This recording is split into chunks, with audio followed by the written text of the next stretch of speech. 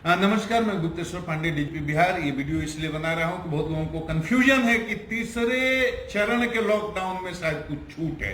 कोई छूट नहीं है, कोई छूट नहीं है। तीसरे चरण का लॉकडाउन भी वैसे ही है जैसे पहले चरण का लॉकडाउन था। आम आदमी के लिए कोई छूट नहीं है।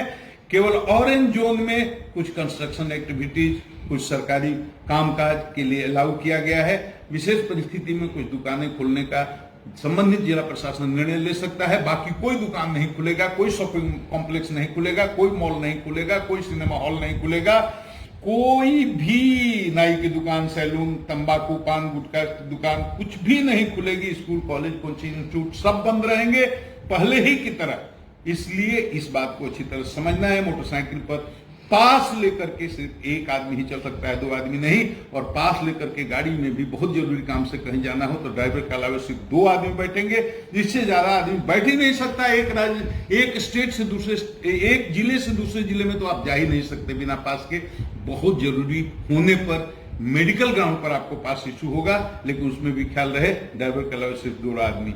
अब छूट किसको है? सभी प्रकार के मालवाहक वाहन चलेंगे, सामग्री ढोने वाले वाहन चलेंगे और रक्षा सुरक्षा संबंधी आपातकालीन सेवाएं चालू रहेंगी और आवश्यक सेवाएं चालू रहेंगी जैसे पहले चालू थी। मजदूर भारी संख्या में आ रहे हैं, हमारे भाई बाहर से बहुत परेशानी से आ रहे हैं। बहुत परेशानी, बहुत कष्ट को उन्होंने भोगा है, झेला है। उनकी पीड़ा से हम अवगत हैं। उनसे हाथ जोड़कर प्रार्थना करते हैं कि यहाँ जो व्यवस्था बनी है उसके अनुसार सहयोग करेंगे, सीमा पर आएंगे, उनकी स्क्रीनिंग होगी, उनके खाने पीने की बहुत ही अच्छी व्यवस्था है। सम्मान के साथ उनको उनके ब्लॉक में ले जाया जाएगा। वहां क्वारंटाइन सेंटर बना है, वहां वो रहेंगे, खाएंगे, पिएंगे और जितने समय तक का समय बिताना है उतना बिता करके सुरक्षित अपने घरों को जाएंगे। इसमें पुलिस प्रशासन का, डॉक्टर का, स्वास्थ्य सेवा से जुड़े हुए सभी कर्मचारियों का पूरा सहयोग करेंगे। कहीं विवाद नहीं, कहीं झंझट नहीं।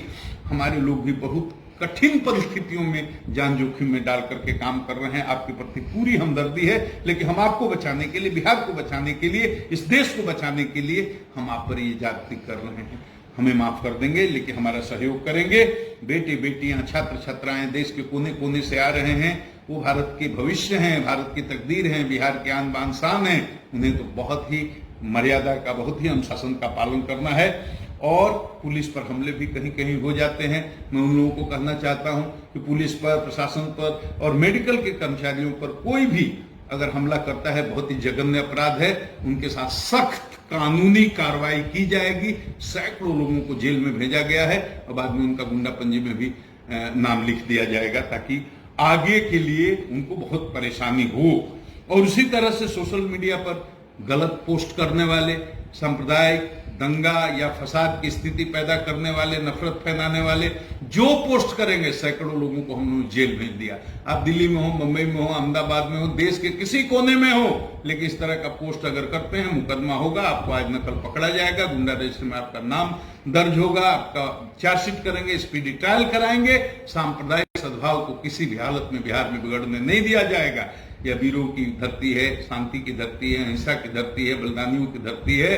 ये पीरों, मौलवियों और साधु संतों, ऋषियों मुनियों की धरती है। इस धरती की गरिमा को बनाए रखने में हमारा सहयोग करें। और बिहार की जनता को मैं प्रणाम करता हूं कि आपके सहयोग से ये लॉकडाउन सफल हुआ है। आपके सहयोग से ही अभी तक बिहार बचा है। बचाएं, आगे वाला समय और खतरे का है, बहुत खतरा सामने है।